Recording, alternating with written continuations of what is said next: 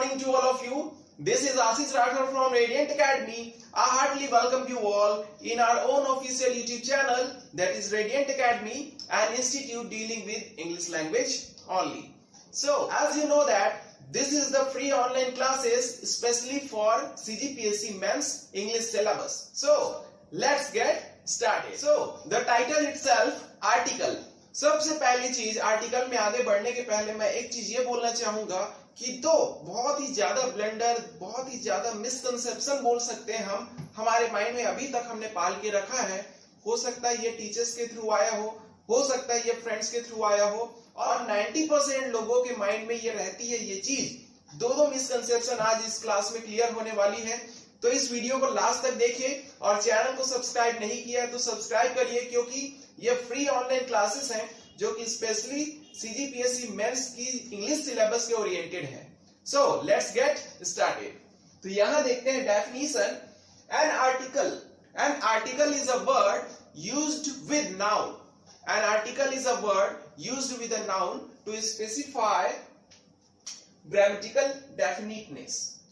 क्या बोल रहा है कि एक आर्टिकल जो है एक वर्ड है जो किसके साथ लगता है, नाउन के साथ. नाउन के साथ लगकर उसके ग्रामेटिकल डेफिनिटनेस को क्या करता है, स्पेसिफाई करता है. ठीक है, हाईलाइट करता है, एक्चुअल में उसके बारे में और डिटेल देता है. ओके, सो पहला मिसकंसेप्शन आ गया.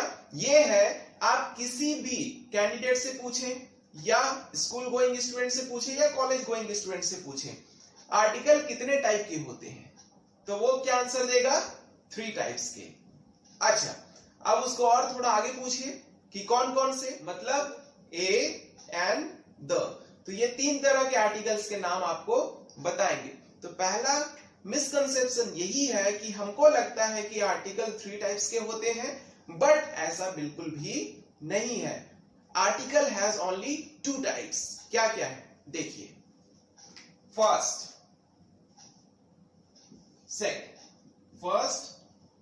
indefinite and second definite. ये अब indefinite और definite की मीनिंग को पहले समझे. indefinite means uncertain,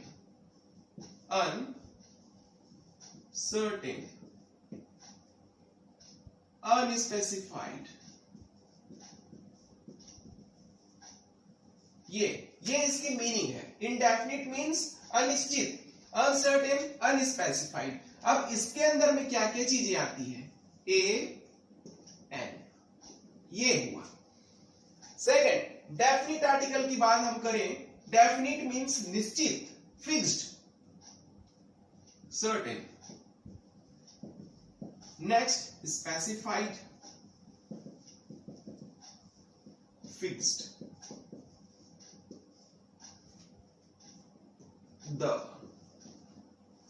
तो यहां इसकी मीनिंग से ही आप समझ जाएंगे कि what is the difference between a, an and the. यहां पर देखें, indefinite means uncertain, unspecified. A और एन का यूज होगा. बहुत सारे लोग ए और एन को 2 मानते हैं. 2 नहीं है, एक ही यूनिट है.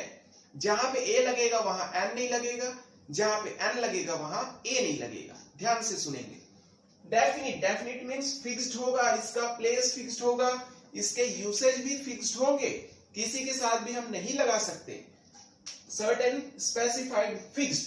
द इसकी कैटेगरी के अंदर में आएगा द. नेक्स्ट आगे बढ़ते हैं. यहां तक तो हो गया उसका बेसिक डिटेल्स. अब देखिए, जब भी कभी आर्टिकल की बात होती है तो सबसे इंपॉर्टेंट टॉपिक जिसको हम बोलते हैं वोवेल एंड कॉन्सोनेंट, क्योंकि इसी पे हमारा दूसरा मिसकंसेप्शन बैठता है. कैसे, आगे बताऊंगा कि सेकंड मिसकंसेप्शन हमारे टीचर्स ने हमारे माइंड में क्या डाला है.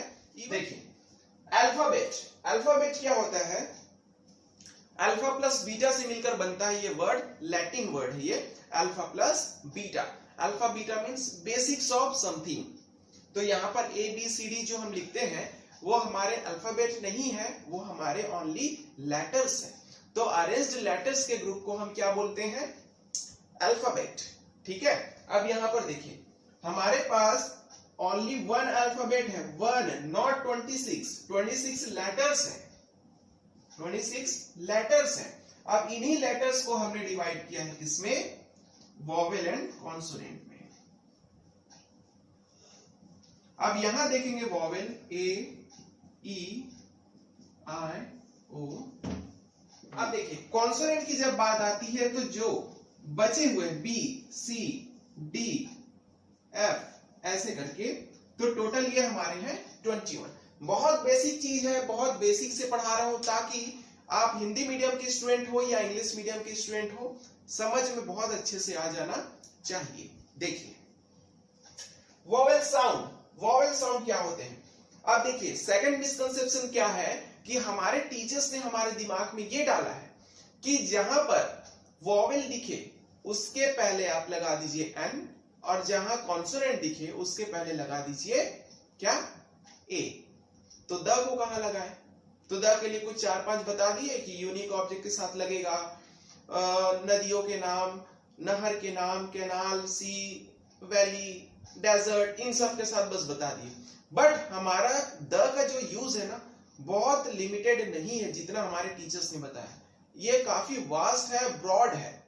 तो आगे की स्लाइड्स को बहुत पेशेंसली देखते रहिए, इस वीडियो को लास्ट तक देखिए क्योंकि बहुत सारे मिसकंसेप्शन आपके क्लियर होंगे इसी वीडियो लेक्चर पे। देखिए सो वॉवेल साउंड, तो हमारा मिसकंसेप्शन ये है कि ए और एन वॉवेल और कॉन्सोनेंट पे डिपेंड करता है करके, जो कि बिल्कुल गलत है। यहां आगे देखते जाइए मिसकंसेप्शन क्लियर होंगे। वॉवेल साउंड पर ही डिपेंड करता है ए, ई, आई, ओ का यूज। सिर्फ इतना, सिर्फ ए, ई, आई, ओ, यू नहीं देखना है आपको। इतनी सारी चीजें जो मैंने लिखी है वॉवेल साउंड के अंदर में, सारी चीजों को आपको ध्यान में रखना है, फिर 0% आपका मिस्टेक होगा, ये मेरी गारंटी है। क्योंकि इस आर्टिकल टॉपिक को बहुत ज्यादा रिसर्च करके ही मैं इस वीडियो को बना रहा हूं, क्योंकि जो मिसकंसेप्शन मेरे अंदर में बचपन से थी, मैं चाह रहा हूं कि वो अभी के अभी आपके माइंड से क्लियर हो जाए। इसीलिए मैं बोल रहा हूं बहुत पेशेंसली देखिए इस वीडियो को। So in English A, E, F, H ये क्या है?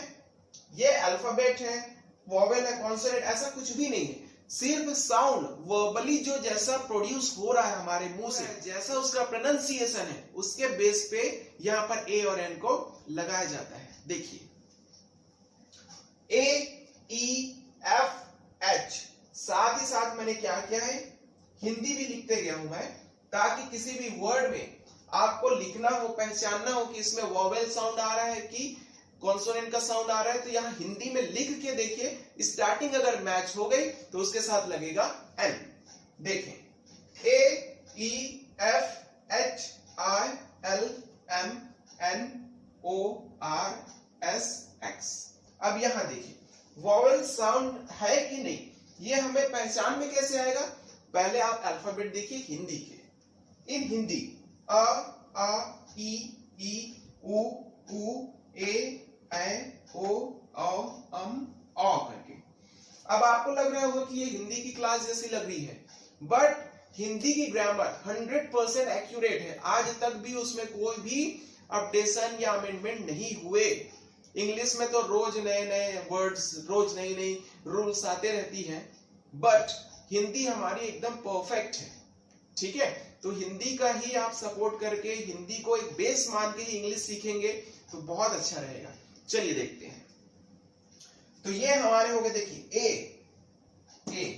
ई, ए, फिर से ए, फ को छोड़ दीजिए, च को छोड़ दीजिए, य, ल, म, न, ये सारे स, आधा क और स, ये सब ऑक्सिलरी है। मेन क्या है, आपको स्टार्टिंग का देखना है,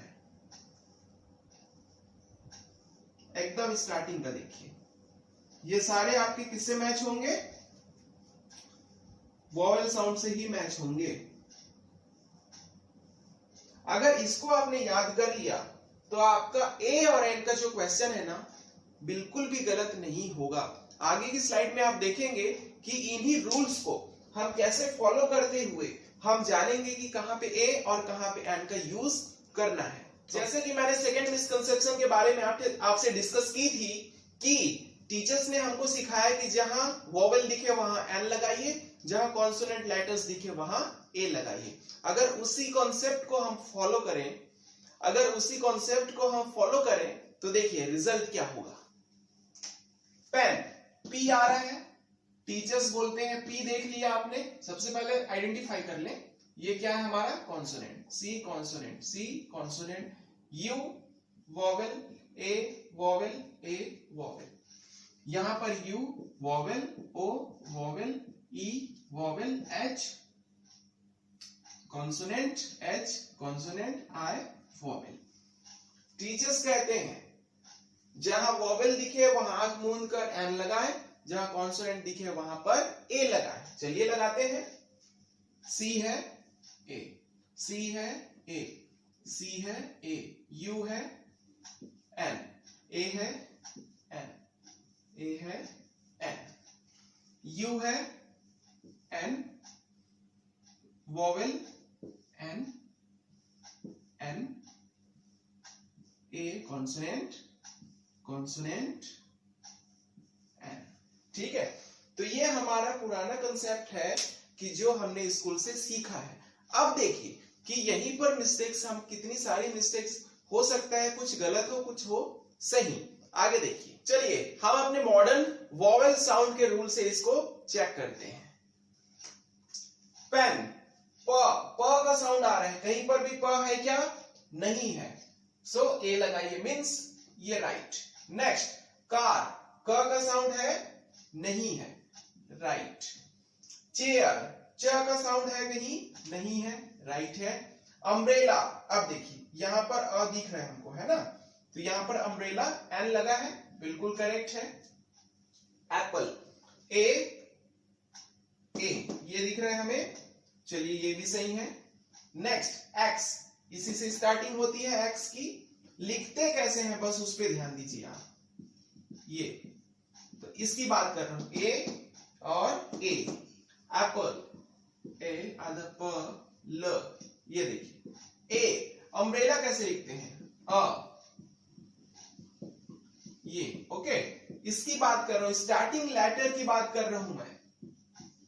चेयर, ये च की बात कर रहा हूं, क की बात कर रहा हूं, पेन इसकी बात कर रहा हूं। ठीक है, तो जो अंडरलाइन है उसको मैच करिए, इसमें है तो एन लगाए, नहीं है तो ए लगाए। देखिए यूनिकॉर्न, यूनिकॉर्न रूल के हिसाब से एन सही है, बट ये रॉन्ग है हमारे वॉवेल साउंड में। कहीं पर यूनिकॉर्न लिख के देखिए पहले आप, यू नी कॉर्न, ये ठीक है, यूनिकॉर्न। अब देखिए य का साउंड कहीं पर भी दिख रहा है क्या आपको? नहीं दिख रहा है, पूरे आप लिस्ट को देख लीजिए। So that is the wrong, यहां पर आएगा ए। सेम चीज, 1 रुपी नोट, 1 लिख कर देखिए आप, ये वह है कहीं पर इस साउंड में, इस लिस्ट में नहीं है, so an is wrong, a 1 rupee note. Next, egg, egg है ना, right. Honest, H, H sound दिख रहा है क्या? हाँ कहीं पर दिख रहा है? नहीं दिख रहा है, तो वैसे तो इसको सही होना चाहिए, बट ये रॉन्ग है, क्योंकि हम हॉनेस्ट नहीं बोलते, हॉनेस्ट, हॉनेस्ट नहीं बोलते, क्या बोलते हैं? ऑनेस्ट, ये ठीक है, तो ऑनेस्ट बोलते हैं। This is the correct pronunciation. So ऑ का साउंड जो दिख रहा है आपको, अंडरलाइन मैं कर रहा हूं, कहां है ऑ का साउंड? ये दिख रहा है आपको, तो ये होगा हमारा एन का केस। तो एन, ऑनेस्ट मैन। सेम चीज, हाफ अ आर, रॉन्ग, इसको हम बोलते हैं आर या आवर बोलते हैं ना, तो अंडरलाइन जो पोर्शन है उसी को मैच करिए, ऑ, so an, half an hour, idea, idea आ, ये, so this one is right. तो यहां से मैंने प्रूफ करके दिखा दिया आपको कि हमारे जो पुराने रूल्स हैं, पुराना जो कंसेप्ट है, वो हर जगह आपके काम नहीं आएगा। ये है मॉडर्न रूल, तो डिपेंड करता है वोवेल साउंड्स पर। बहुत अच्छे से देखिएगा, और कुछ इसके यूसेज हैं कि ए एन कहां यूज करना है, मैं आगे की स्लाइड में आपको वो भी बताऊंगा। सो इस स्लाइड में आप देखने वाले हैं कि क्या क्या यूसेज है और कहां कहां पर हम यूज कर सकते हैं ए को और एन को। देखिए, so first of all singular and second one countable. ये दो ही कंडीशन है हमारे पास। कंडीशन नंबर 1 क्या बोलता है, and this one C2। Okay, so condition 1 बोलता है कि कोई भी चीज जो कि ऑब्जेक्ट हो या नाउन हो वो सिंगुलर होनी चाहिए, एक होनी चाहिए। कैसे? एग्जांपल देखिए, यहां पर पेन लिया था हमने लास्ट स्लाइड में, तो यहां पेन दिख रहा है तो इसके साथ तो लगेगा, बट वही कहीं हम लिखें पेन्स तो इसके साथ में नहीं लग सकता, तो यहां आ जाएगा ए। Next umbrella. अम्ब्रेला एक है, इसके साथ में एन लग सकता है, ठीक है, बट यहीं पर हम करें अम्ब्रेलास तो यहां पे नहीं लग सकता, ठीक है। तो जब कभी भी आप ए और एन का यूज करें तो पहले देखें कि वो नाउन जो है वो सिंगुलर है कि प्लूरल है, क्योंकि सिंगुलर के साथ में ही ए और एन का यूज होगा, प्लूरल के साथ में बिल्कुल नहीं हो सकता, ठीक है। Next countable. काउंटेबल, अब यहां पर बोलूंगा ऑयल, तो यहां पर हम एन ऑयल लिखेंगे जो कि बिल्कुल गलत होगा। क्यों? वाटर, इसके साथ हम एन का यूज नहीं कर सकते। थर्ड सॉल्ट, हमको लग रहा है ए लगा दे, a water, a salt. Fourth wheat, तो इन सब के साथ में कुछ भी यूज नहीं होता, बिकॉज ये सब क्या है, अनकाउंटेबल नाउन होने की वजह से इसमें ए और एन का कोई भी यूज या मैच नहीं होता। आगे की स्लाइड में हम देखेंगे द के बारे में। ओके, तो इस स्लाइड में हम देखने वाले हैं द के कुछ बहुत इंपॉर्टेंट यूज, क्योंकि द की बहुत सारी यूजेस हैं, बट इस क्लासेस में बहुत ज्यादा मैं डिस्कस नहीं कर पाऊंगा, बट मेन जो चीजें हैं, जैसे ए और एन के बारे में इंपॉर्टेंट चीजें मैंने बताई, वैसे ही द के बारे में मैं कुछ पॉइंट्स रखूंगा आपके सामने। चलिए, so first definition, it always points out some specific and unique objects. आपको लाइन से समझ में आ रहा है कि ये कुछ यूनिक और एकदम सिग्निफिकेंट स्पेसिफिक चीजों के साथ में ही यूज होता है, या वो ऑलरेडी वैसा हो या उसको बनाया गया हो, इन दोनों के साथ इसका यूज होता है। आगे के रूल्स में आपको समझ में आएगा। देखिए, rule number first, it is used with unique objects. Unique means अद्वितीय, अद्वितीय, ठीक है। तो यहां से क्या पता चल गया कि ऐसा कोई ऑब्जेक्ट, ऐसी कोई नाउन जो कि दूसरी ऐसी हो ही ना, मतलब या तो यहां धरती पे या कहीं पर भी ऐसा कोई सेकंड मॉडल ना हो। जैसे देखिए, अगर हम बोले द सन, ठीक है, सेकंड में बोले द मून, ऐसे बहुत सारे जितने भी सेलेस्टियल बॉडी है या जितने भी सोलर सिस्टम के क्या है, हमारे सैटेलाइट्स हैं, मीटियोर्स हैं, मीटियोराइट्स हैं, सारे द की कैटेगरी में ही आएंगे। नेक्स्ट, नेम ऑफ डायरेक्शन बोल सकते हैं, the east. Fourth, name of monument, the Taj Mahal, ठीक है।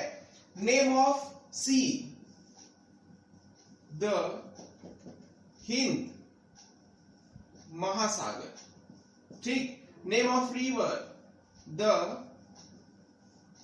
गंगा। तो ऐसे बहुत सारे यूजेस हैं इसमें, बहुत सारे रूल्स हैं इसके, जो सारे इसी के अंदर में आएंगे। नेम ऑफ मॉन्यूमेंट्स बोलिए, लाल किला बोलिए, ताजमहल बोलिए, कोई हिस्टोरिकल प्लेसेस हो गए, ठीक है, कोई हिस्टोरिकल वॉर हो गया, द सेकेंड वर्ल्ड वॉर, इस तरह से बोलते हैं। कोई dynasty, the Tughlaq dynasty, the Chalukya dynasty, तो इन सब के साथ में ये द का यूज होता है। Next, it is used with singular as well as plural, मतलब सिंगुलर के साथ भी यूज होगा और प्लूरल के साथ में भी यूज होगा, इसके लिए कोई रेस्ट्रिक्शन नहीं है। एग्जाम्पल से ज्यादा समझ में आएगा। द वाटर, द स्टार्स,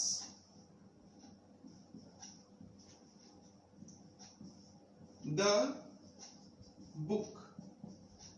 तो यहां पर देखिए वाटर अनकाउंटेबल है, स्टार्स अनकाउंटेबल है, लेकिन बुक क्या है? काउंटेबल है, मींस सिंगुलर है। तो ये काउंटेबल और अनकाउंटेबल, सिंगुलर और प्लूरल सभी के साथ में द का यूज होता है। Next, before a noun which denotes particular person, time or place. Open the door. तो यहां पर जो द लगाया हूं तो वो डोर, उसको भी पता है कि मैं किस डोर की बात कर रहा हूं और उसको कौन से दरवाजे को खोलना है। ठीक है। Next, pass me the water bottle, water bottle. अब यहां पर देखिए, पास मी द वाटर बॉटल, तो यहां पर वाटर बॉटल, सपोज दैट कि यहां पर 2 वाटर बॉटल टेबल पे रखे हैं और वो, अब कोई आदमी अपने ही वाटर बॉटल को मांगेगा अगर उसका है और किसी दूसरे का है, और सपोज दैट कि वो उसके रेंज से थोड़ा सा दूर है बट वो अपने फ्रेंड की हेल्प ले सकता है उसको पास करने के लिए, तो वो क्या बोलेगा? पास द वाटर बॉटल। तो ये अपने ही बॉटल के बारे में बोल रहे हैं और उस पर्सन को भी पता है कि किस बॉटल के बारे में बात कर रहे हैं। तो ऐसे बहुत सारे यूजेस है द के, बहुत सारे ओमिशंस भी हैं, लेकिन यहां पर डेमो क्लासेस में आपको इतना ही मिलेगा।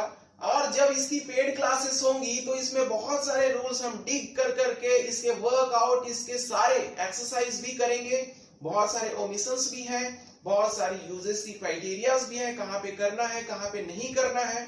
लेकिन इतना और अपने सेल्फ प्रैक्टिस से आप पीएससी के सिलेबस को कवर कर लेंगे, क्योंकि हम इंग्लिश के एक एक पहलू पर बात करेंगे जब हमारी पेड क्लासेस स्टार्ट होगी। So till then take care, thank you, have a nice day.